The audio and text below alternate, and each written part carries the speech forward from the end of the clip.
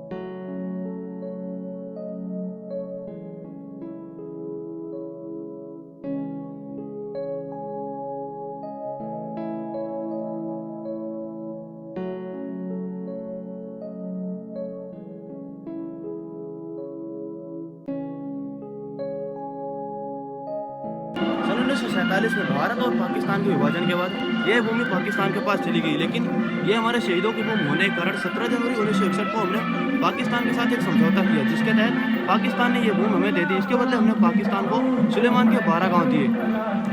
सन 1965 में यहाँ पर इस विशाल राष्ट्रीय शहीद स्मारक की नींव रखी गई।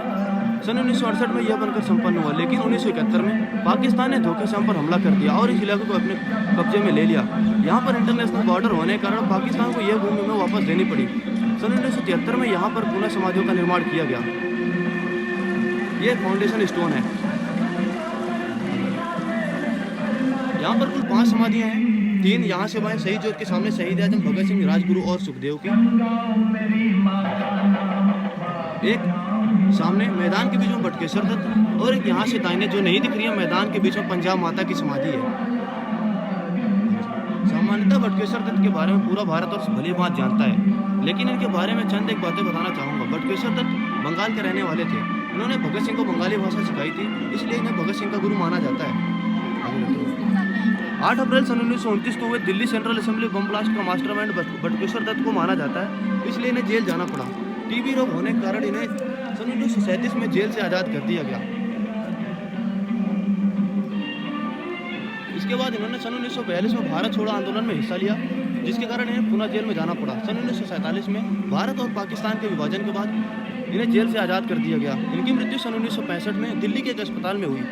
इनकी अंतिम इच्छा के अनुसार इनका अंतिम संस्कार देश के 3 महान क्रांतिकारियों को पास किया गया, ताकि समय समय पर लोग इन्हें याद कर सकें। ये इनकी समाधि है। समाधि कर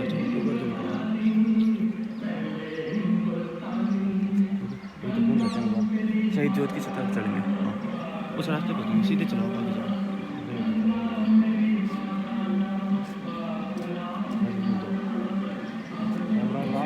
सन 1927 में साइमन कमीशन भारत आया। साइमन कमीशन भारत के हालात को देखकर यहाँ पर कानून बनाने वाला एक समूह था, जिसका नेतृत्व साइमन नामक एक अंग्रेज कर रहा था, इसलिए इसका नाम साइमन कमीशन रखा गया। साइमन कमीशन समूह में कुल 7 सदस्य थे और 7 अंग्रेज थे, इसलिए भारत के लोगों ने इसका विरोध किया। 30 अक्टूबर सन 1928 को साइमन कमीशन लाहौर पहुंचा, तो लाहौर के लोगों ने इसका विरोध किया। विरोध धीरे धीरे हिंसक होने लगा। हिंसा और ना बढ़े, इसलिए विरोध कर रहे समूह, जिसका नेतृत्व गरम दल के नेता लाला लाजपत राय कर रहे थे, उन पर British superintendent of police James Scott ने लाठीचार्ज करवा दिया, जिसमें लाला लाजपत राय गंभीर रूप से घायल हो गए। 17 नवंबर सन 1928 को लाला लाजपत राय देश की आज़ादी के लिए अपने प्राणों को त्याग दिए। लाला लाजपत राय की मृत्यु से हिंदुस्तान सोशलिस्ट रिपब्लिक एसोसिएशन समूह, जिसका गठन भगत सिंह ने किया था, उस समूह के युवाओं के सरफरोश युवाओं पर काफ़ी आघात पहुंचा। इसलिए उन्होंने जेम्स स्कॉट से बदला लेने का फैसला किया और कमिश्नर ऑफिस के सामने पहुंच गए, लेकिन गलती से कमिश्नर ऑफिस से जेम्स स्कॉट की जगह असिस्टेंट सुपरिटेंडेंट ऑफ पुलिस सड्रास बाहर आए। इन्होंने उन पर गोलियां चला दी और सड्रास की मृत्यु हो गई। ये क्रांतिकारी परिचय बदलकर दिल्ली पहुंच गए और दिल्ली से आगे की प्लानिंग के मुताबिक 8 अप्रैल सन 1929 को दिल्ली सेंट्रल असेंबली पर बहरों के कान खोलने के लिए साउंड बम फेंका और इनकलाब जिंदाबाद का नारा लगाते हुए खुद की गिरफ्तारी दे दी। ब्रिटिश पुलिस इन्हें पकड़कर लाहौर जेल ले आई। जेल में इनके खिलाफ मुकदमा चलाया गया।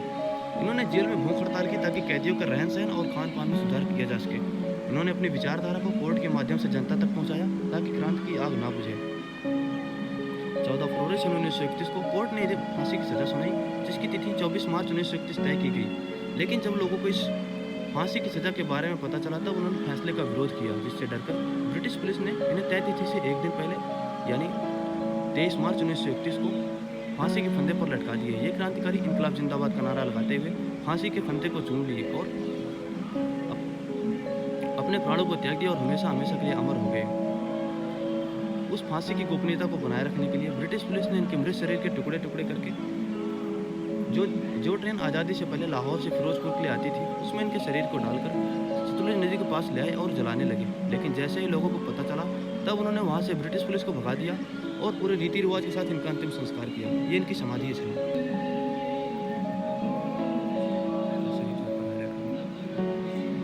ये शहीद ज्योति है, इसे पंजाब के पूर्व मुख्यमंत्री श्री प्रकाश सिंह बादल ने वर्ष 2006 में समर्पित की। ये सुबह 6 बजे से शाम 8:30 तक जलती है।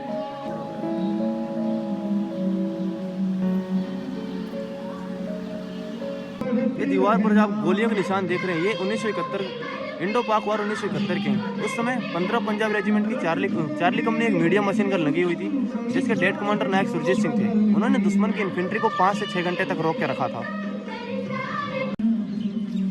सर, ये इमारत जो आप देख रहे हैं इसका नाम केसर हिंद टावर है।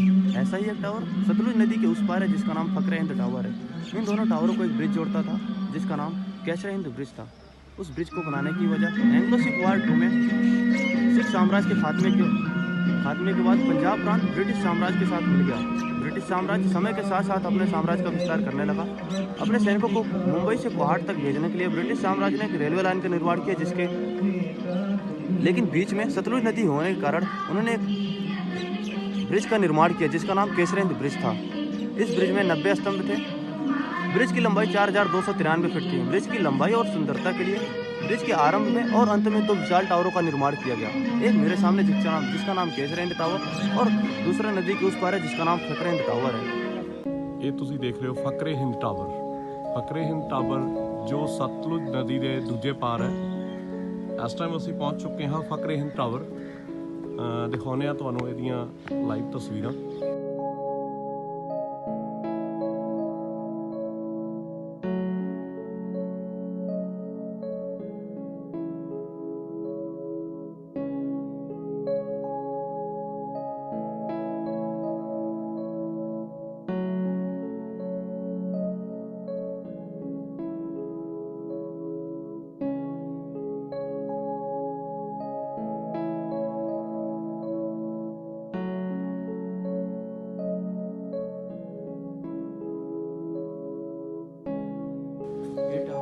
ਇਹ ਤੁਸੀਂ ਜੋ ਦੇਖ ਰਹੇ ਹੋ ਦੂਰ ਤੱਕ ਜੋ ਨਜ਼ਰ ਆ ਰਹੇ ਨੇ ਇਹ ਉਹ ਪਿੱਲਰ ਨੇ ਜਿਹੜੇ ਕੇਸਰ ਹਿੰਦ ਤੇ ਫਕਰੇ ਹਿੰਦ ਟਾਵਰ ਨੂੰ ਆਪਸ ਵਿੱਚ ਜੋੜਦੇ ਸੀਗੇ।